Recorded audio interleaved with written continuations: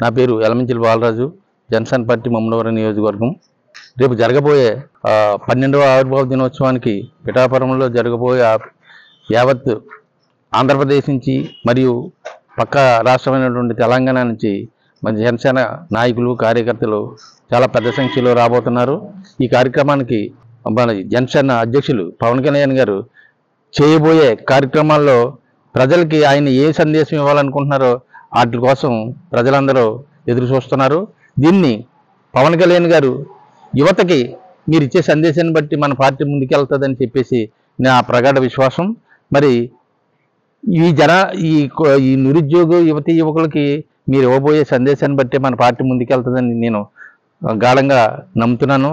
అయ్యా, మీరు రేపు జరగబోయే మీటింగ్లో ఈ యువతకి మీరు ఇచ్చే నిరుద్యోగం మీద, ఉద్యోగ భద్రత మీద యువతకి మీరు ప్రామిస్ చేస్తారని, అలాగే రాష్ట్రంలో ఉన్నటువంటి అవుట్సోర్సింగ్ ఉద్యోగులు మీకోసం ఎదురు చూస్తున్నారు సార్.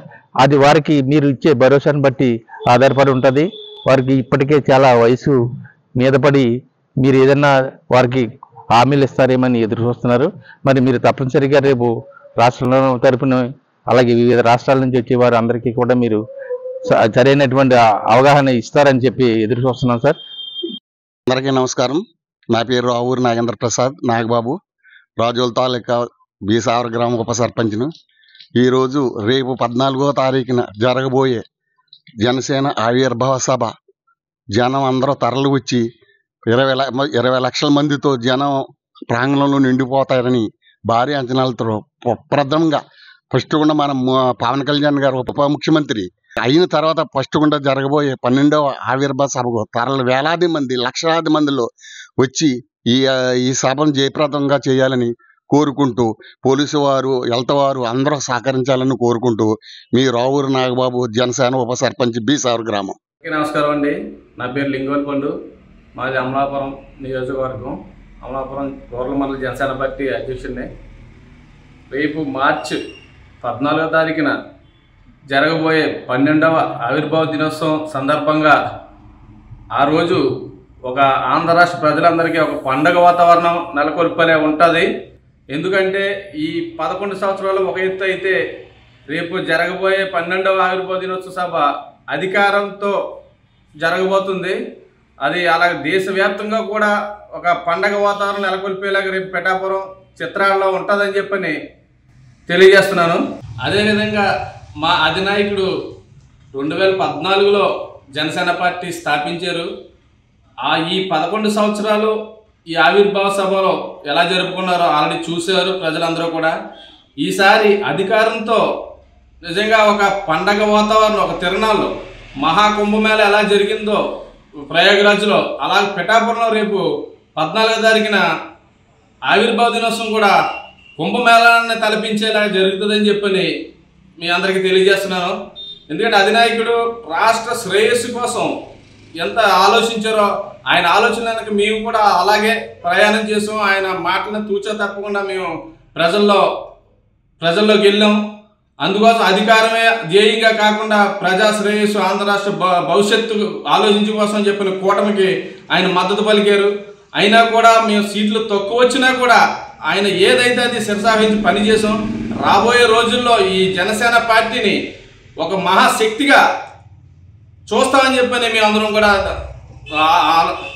కూడా ఆశిస్తున్నాం. అలా అధినాయకుడు యొక్క ప్రపంచవ్యాప్తంగా కూడా ఆయన అధినాయకుని చూడటానికి కూడా ప్రజలు చూస్తున్నారని చెప్పని మీ అందరికీ తెలియజేస్తున్నాం. అధినాయకుడు పవన్ కళ్యాణ్ గారిని రాబోయే రోజుల్లో ఒక మహాశక్తిగా, మహా వ్యక్తిగా చూస్తామని చెప్పని మీ అందరికీ తెలియజేస్తున్నాం. నాకు రాష్ట్ర మత్స్యకార వికాస రాష్ట్ర కార్యదర్శిని.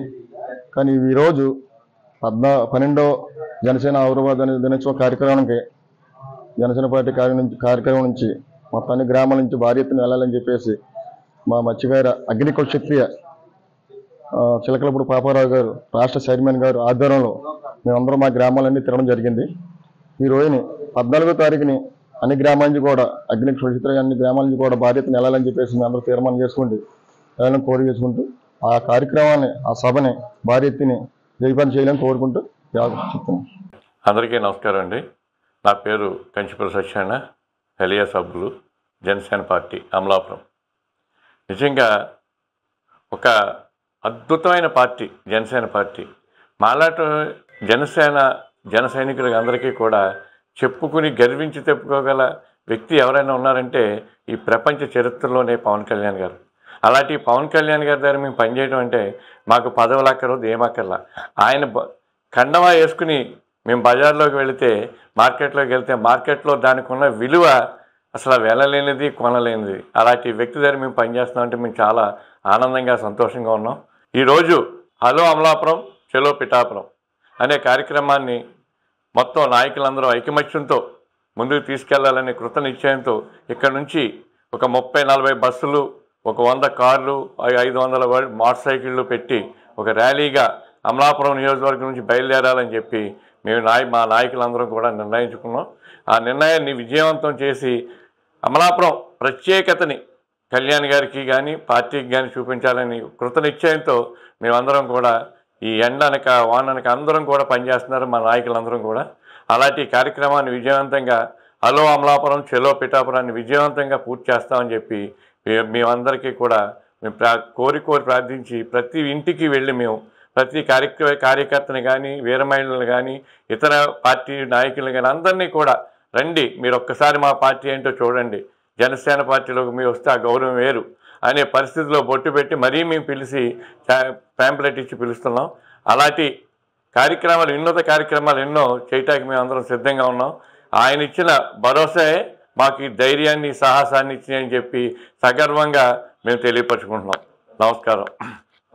కాల్దారి నరసింహమూర్తి, ముద్దుపేరు బుల్లి, నాది ముమ్మడి కాన్స్టిట్యున్సీ.